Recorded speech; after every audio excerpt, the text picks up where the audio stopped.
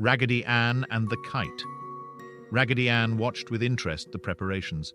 A number of sticks were being fastened together with strings and covered with light cloth. Raggedy Ann heard some of the boys talk of the kite, so Raggedy Ann knew this must be a kite. When a tail had been fastened to the kite and a large ball of heavy twine tied to the front, one of the boys held the kite up in the air and another boy walked off, unwinding the ball of twine.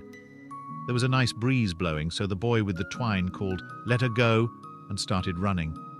Marcella held Raggedy up so that she could watch the kite sail through the air. How nicely it climbed. But suddenly the kite acted strangely, and as all the children shouted advice to the boy with the ball of twine, the kite began darting this way and that, and finally making 4 or 5 loop-the-loops, it crashed to the ground. "It needs more tail on it," one boy shouted. Then the children asked each other where they might get more rags to fasten to the tail of the kite. "Let's tie Raggedy Ann to the tail," suggested Marcella. "I know she would enjoy a trip way up in the sky." The boys all shouted with delight at this new suggestion. So Raggedy Ann was tied to the tail of the kite. This time the kite rose straight in the air and remained steady. The boy with the ball of twine unwound it until the kite and Raggedy Ann were way, way up and far away. How Raggedy Ann enjoyed being up there. She could see for miles and miles, and how tiny the children looked. Suddenly a great puff of wind came and carried Raggedy Ann streaming way out behind the kite. She could hear the wind singing on the twine as the strain increased. Suddenly Raggedy Ann felt something rip. It was the rag to which she was tied. As each puff of wind caught her, the rip widened. When Marcella watched Raggedy Ann rise high above the field, she wondered how much Raggedy Ann enjoyed it, and wished that she too might have gone along.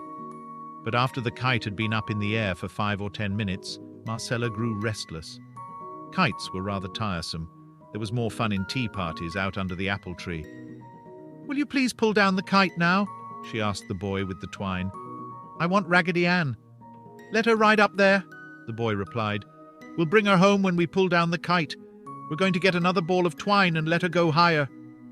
Marcella did not like to leave Raggedy Ann with the boys, so she sat down on the ground to wait until they pulled down the kite. But while Marcella watched Raggedy Ann, a dot in the sky, she could not see the wind ripping the rag to which Raggedy was tied. Suddenly the rag parted, and Raggedy Ann went sailing away as the wind caught in her skirts. Marcella jumped from the ground, too surprised to say anything. The kite, released from the weight of Raggedy Ann, began darting and swooping to the ground.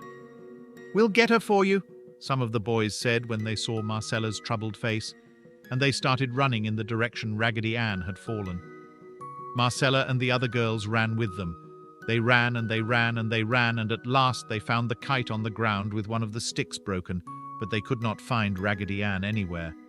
"She must have fallen almost in your yard," a boy said to Marcella, "for the kite was directly over here when the doll fell." Marcella was heartbroken. She went into the house and lay on the bed. Mamma went out with the children and tried to find Raggedy Ann, but Raggedy Ann was nowhere to be seen.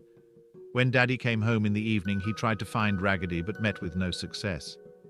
Marcella had eaten hardly any dinner, nor could she be comforted by Mamma or Daddy. The other dolls in the nursery lay forgotten and were not put to bed that night, for Marcella lay and sobbed and tossed about her bed. Finally, she said a little prayer for Raggedy Ann and went to sleep. And as she slept, Marcella dreamed that the fairies came and took Raggedy Ann with them to Fairyland for a visit, and then sent Raggedy Ann home to her. She awakened with a cry. Of course, Mamma came to her bed right away and said that Daddy would offer a reward in the morning for the return of Raggedy. "It was all my fault, Mamma," Marcella said. "I should not have offered the boys dear old Raggedy Ann to tie on the tail of the kite, but I just know the fairies will send her back." Mamma took her in her arms and soothed her with cheering words, although she felt indeed that Raggedy Ann was truly lost and would never be found again. Now, where do you suppose Raggedy Ann was all this time? When Raggedy Ann dropped from the kite, the wind caught in her skirts and carried her along until she fell into the fork of the large elm tree directly over Marcella's house. When Raggedy Ann fell with a thud, face up in the fork of the tree, 2 robins who had a nest nearby flew chattering away. Presently the robins returned and quarreled at Raggedy Ann for laying so close to their nest, but Raggedy Ann only smiled at them and did not move. When the robins quieted down and quit their quarreling, One of them hopped up closer to Raggedy Ann in order to investigate. It was Mama Robin. She called Daddy Robin and told him to come. "See the nice yarn? We could use it to line the nest with," she said. So the robins hopped closer to Raggedy Ann and asked if they might have some of her yarn hair to line their nest. Raggedy Ann smiled at them, so the two robins pulled and tugged at Raggedy Ann's yarn hair until they had enough to line their nest nice and soft. Evening came and the robins sang their good-night songs, and Raggedy Ann watched the stars come out, twinkle all night and disappear in the morning light. In the morning, the robins again pulled yarn from Raggedy Ann's head and loosened her so she could peep over the side of the limb. And when the sun came up, Raggedy Ann saw she was in the trees in her own yard. Now, before she could eat any breakfast, Marcella started out to find Raggedy Ann. And it was Marcella herself who found her. And this is how she did it.